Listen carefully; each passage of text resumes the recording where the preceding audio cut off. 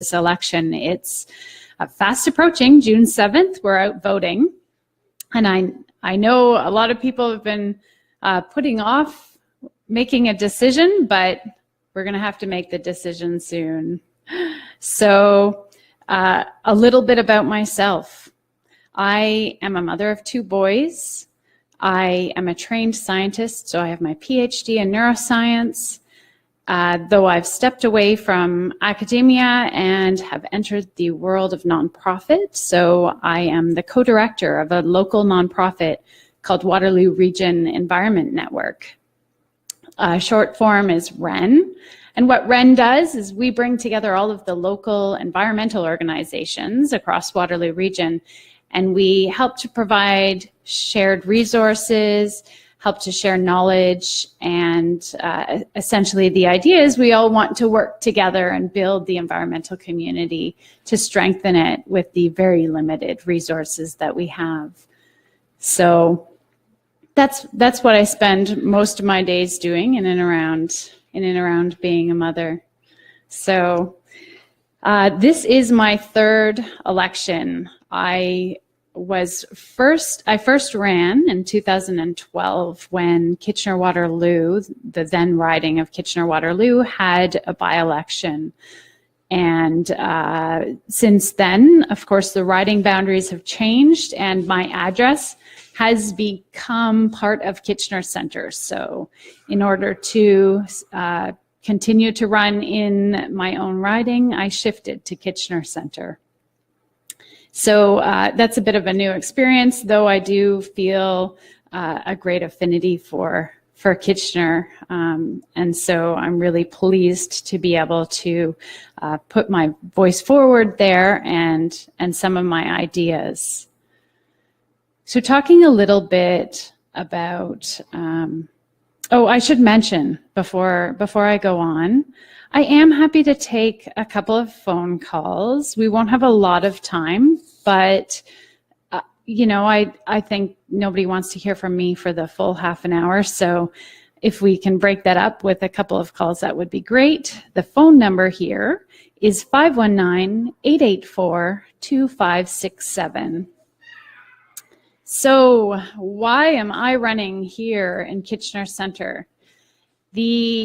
A large reason why I'm running is because I have become so frustrated and so disillusioned with how politics is being done here in Ontario and really across Canada. It seems to be not getting better, but instead getting worse. And I simply couldn't step back and continue to wait for things to improve anymore. I try to teach my children that if they have something that they are passionate about, that they want to see changed, that complaining isn't really the most effective way to do so. Rather, you've got to get out there and actually try to work for that change. So I would like to see things done differently in politics. I think that we need to have more open conversations. We need to ideally change democracy so that, or improve democracy so that we could have a proportional representation system. And we really need to be thinking about our future, our children's future, and their children's future.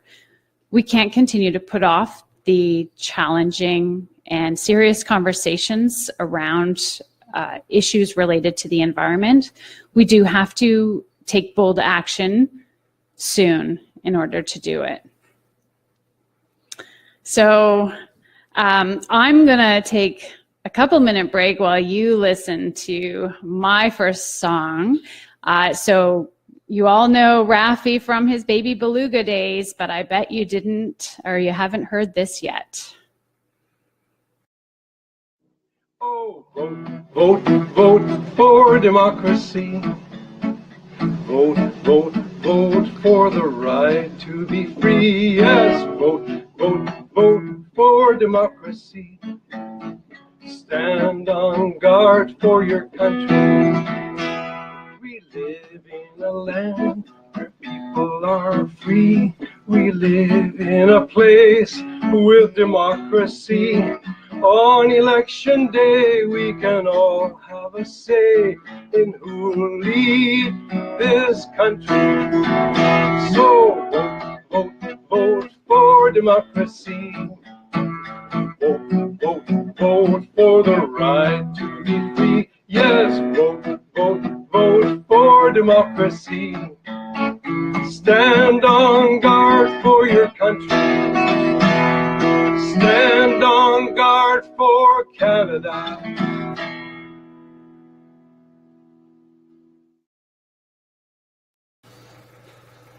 So that was our friend Raffi, Vote for Democracy. Once again, you were listening to Vote for Me 6718 here on CKMS 102.7 FM, also broadcasting on Rogers Digital 946 and worldwide radiowaterloo.ca. And this show in particular is also available right now on Facebook Live. If you go to the Vote for Me 6718 page, and you can get a live stream to listen as well. And I hand things back over to Stacey. Yeah, thank you, Kevin. I should mention poor Kevin's having to do some of these actions with a broken hand. So good for you for figuring that out. So I was talking about why I'm running and my frustration and the fact that we really need to be thinking further into the future in terms of political planning. But why GPO? Why the Green Party of Ontario? It's certainly not the first choice of parties if you're eager for power, and that's something that's appealing to me. That I think that that adds the legitimacy that the reason that the Green Party are working so hard is truly to affect the change that they're so passionate about. And something that I think a lot of people don't know is that the Green Party is a younger party, and so they've approached politics differently. Green Party is based on a central set of values. Those values include ecological wisdom, social justice, democracy, nonviolence, sustainability, and diversity.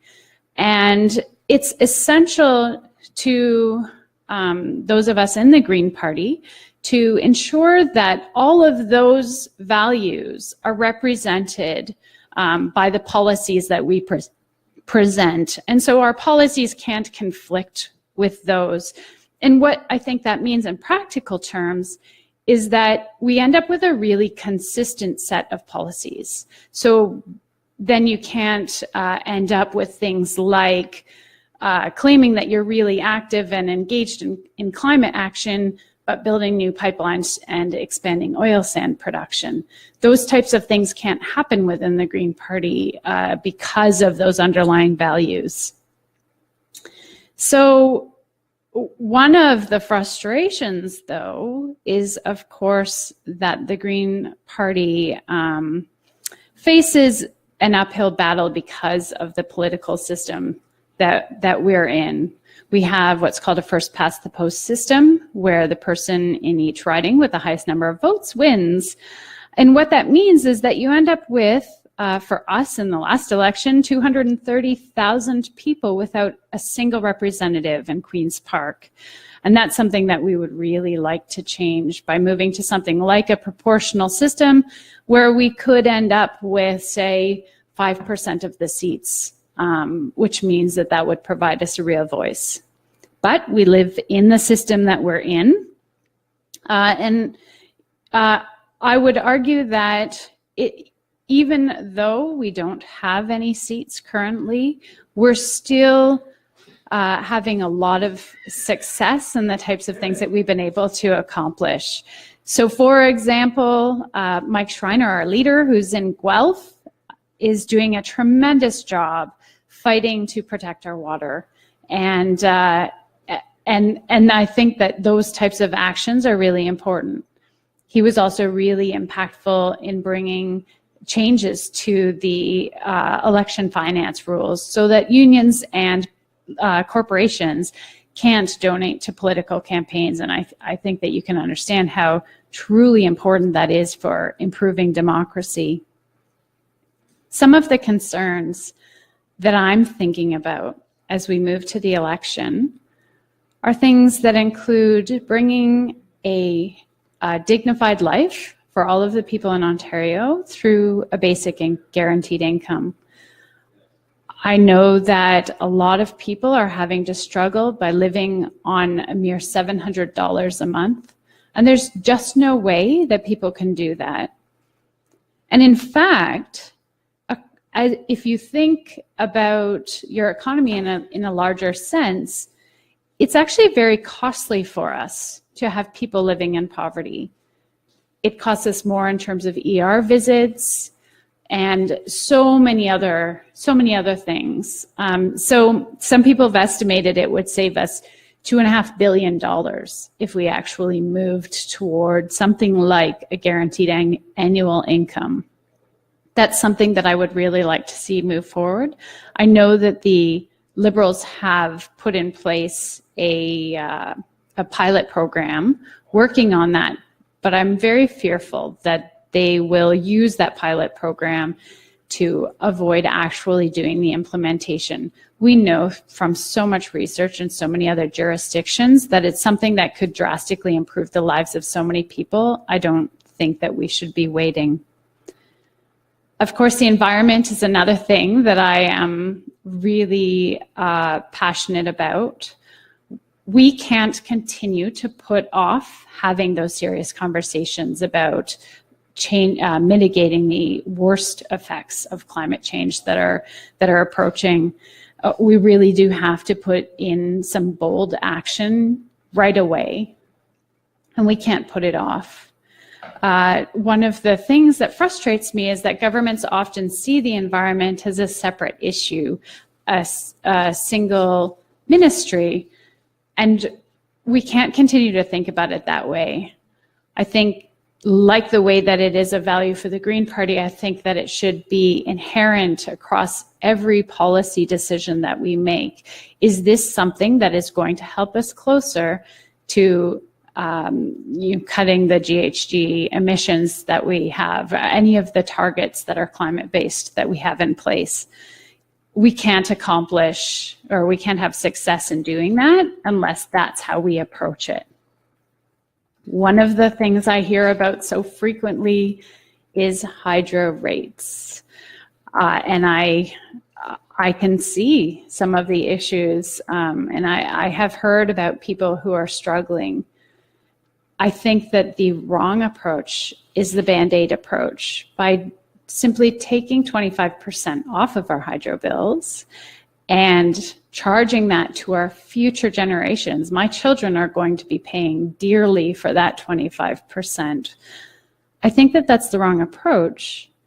We actually do have some easy solutions to this problem, and I'm really boggled as to why we haven't taken them.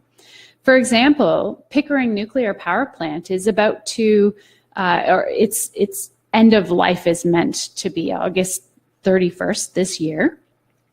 And the government is talking about renewing or extending its life beyond that date. It isn't a terribly efficient plant. We often aren't even using the power coming from it. Nuclear is something that is really inflexible and so expensive. That is generally why our power bill, our hydro bills are what they are. So the alternative the Green Party would love to see is that instead we bring excess power in from Quebec.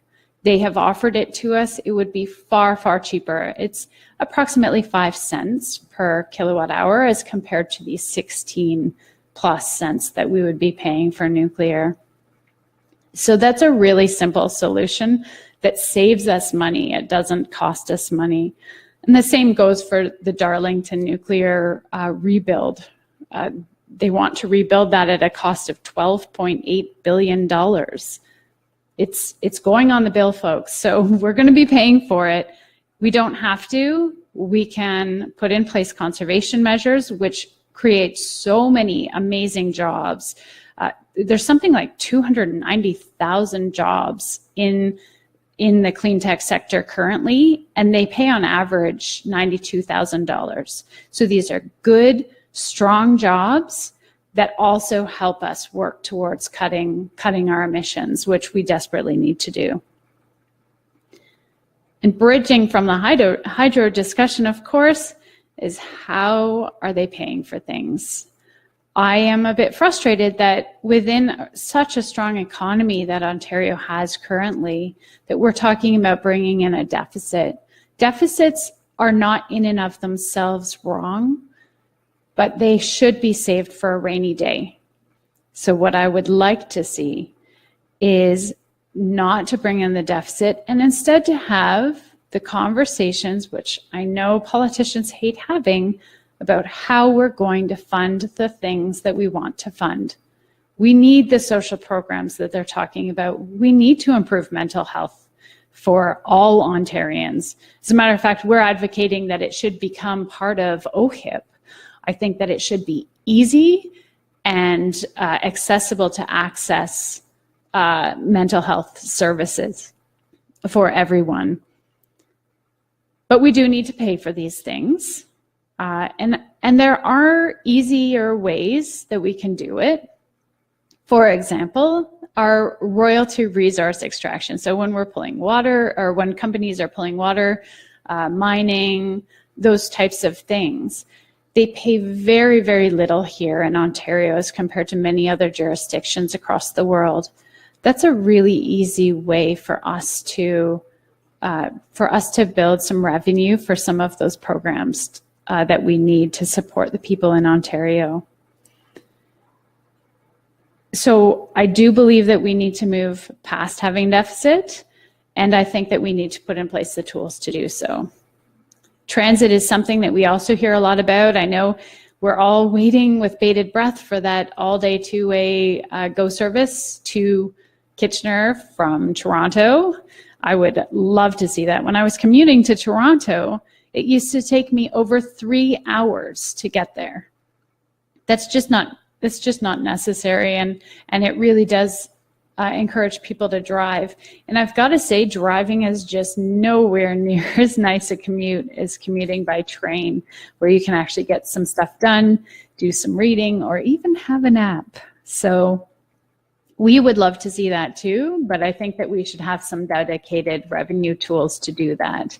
Things like congestion charges, which is what they've done in the UK, for example. When you enter into London, then you have to pay a fee, and that really helps to encourage people not only to use public transit, but to put money directly into the public transit system to strengthen it. And I would really love to see that. So next on my list of things that I am really concerned about, I already touched on this a bit, is the issue of democracy. So many of us are really frustrated with what's going on right now and would really love to see things change. It's amazing and frustrating that half of the people in Ontario clearly must not feel like their voice is being heard because they don't even come out and vote. We need to change that. We need to help provide the good ideas and the follow through that provide the legitimacy to politics so that people are passionate about voting. Ideally, of course, like I mentioned before, I would love to see a proportional voting system, and I think that could go miles in terms of having those more people come out to vote and more people feeling like their voice is being heard. But for now, I think part of what's working against it is the very negative politics that we're seeing, the politics for winning. At some point, we seem to have moved away from making policies that are for people in our communities and towards how do I win the next election? And I know that that's not genuinely why politicians are there. Being a politician is not easy. I've watched many people and spoken to many people who are very active and are politicians, either municipally or provincially or federally, and it is not an easy job. So I know that they genuinely do want to have positive effects, but what's ended up happening through the party system that we've had is that things end up being very negative. There's been a lot of push for things like strategic voting. Strategic voting basically means that you end up voting for the person that you dislike the least. I think that that's maybe not going to get the government that you want. If you vote for good enough, then that's the type of government that you are going to get. And so I'm hoping that people will start to think about some of their other options. Many people don't know that there's actually 21 political parties in Ontario. There are so many options, and there are so many reasons, including proportional representation, that we aren't aware of what many of those political parties have to say. One of those is the debates. So the first leadership debate is coming up on Monday, on the 7th. And the thing that is frustrating is that there is a consortium of media giants that have made the decision about who gets to be part of that leadership debate. It's an arbitrary decision as far as we can tell. Basically, the idea is that they want to include only those who have been elected as leaders. So that means that we end up with the big three. But the 230,000 people that voted for the Green Party and Mike Schreiner in the last election don't get a voice in that debate. And it makes it really hard for the Ontario Greens to have legitimacy across the province if they tune into the debate and they don't even see Mike there. So I'm hoping that you might help me out if you're listening and you agree, and go to fairdebates.ca. This is an organization started by Dave Meslin, who is working so hard to ensure that we change the way that the debates are done and that we bring in some official rules about who should be included in the debates. The Green Party received over 5% of the vote last time and is set to expand that vote this time. And I know it would have a huge impact if we could be part of that debate and others.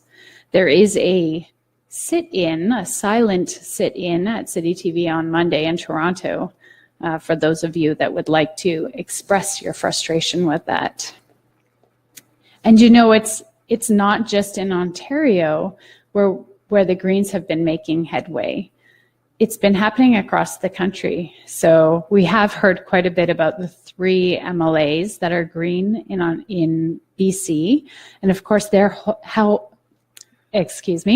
the balance of responsibility, they like to call it. Some of us call it the balance of power, and really pushing the BC government to make good decisions. There's also a Green government in Nova Scotia. And as a matter of fact, the Greens as a whole in Nova Scotia are sitting at 30% popularity ratings, which is pretty impressive. And that all came because the leaders were allowed into the debates. So another plug there for getting Mike into the debates. I had mentioned that I'm willing to take phone calls. So if somebody has a question that's come up, it's 519-884-2567. I am happy to answer your question online. So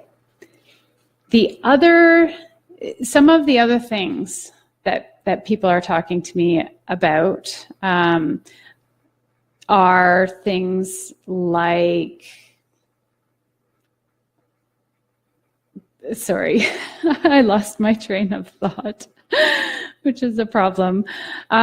Education, of course, that's something that a lot of people like to talk about in terms of politics. So the Green Party wants to make sure that all of our education system is focused on bringing the best education to the students in the classrooms and strengthening the funding around that.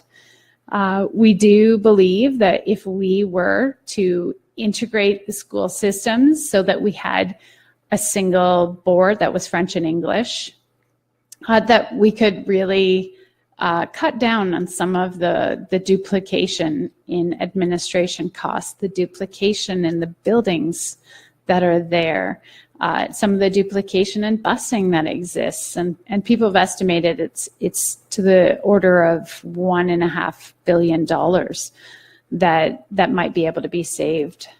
And in line with that, in supporting our teachers and in strengthening our education, we also agree with the teachers union at FO in their request to get rid of the EQAO testing. So for those of you who don't know, every student in grade 3, 6, and 9 undergo standardized testing. And that testing is meant in some way to evaluate teachers' ability, I guess, to teach well. But it's not really a very accurate way because, of course, students from different regions have different, come from different backgrounds and have different strengths. And so this doesn't always reflect what is happening to the teachers, and it is quite a distraction, and it is a stressor for the students who are involved. So that's something that we'd also like to talk to the teachers about. So I also wanted to include another song at the end of my speak, because I'm closing up now. I should mention you can find me on Facebook, on Twitter at Stacey Danckert, and through the GPO website. Our vision document is there, so you can find out more. One of my favorite local artists is Danny Michel, and he speaks a lot about environmental issues and that sort of thing. And so he has sung this song, Feather, Fur, and Fin, that I'm going to share with you now. Thanks for listening.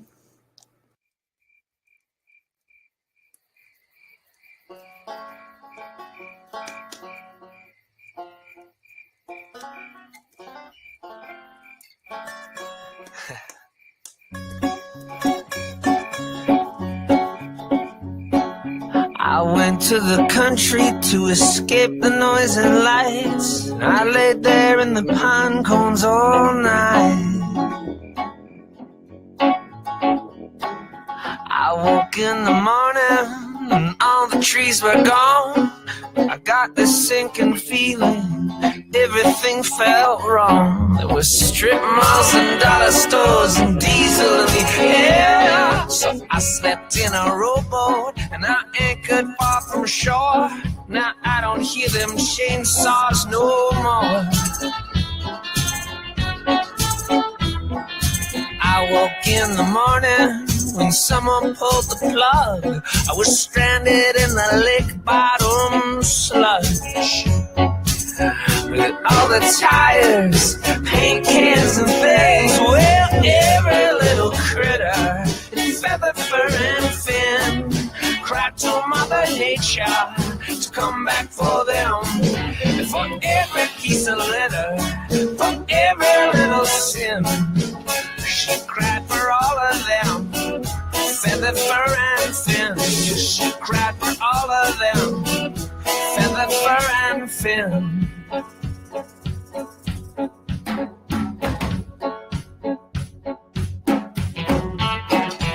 So I went to an island down the Caribbean way, and I laid there in the sand all day.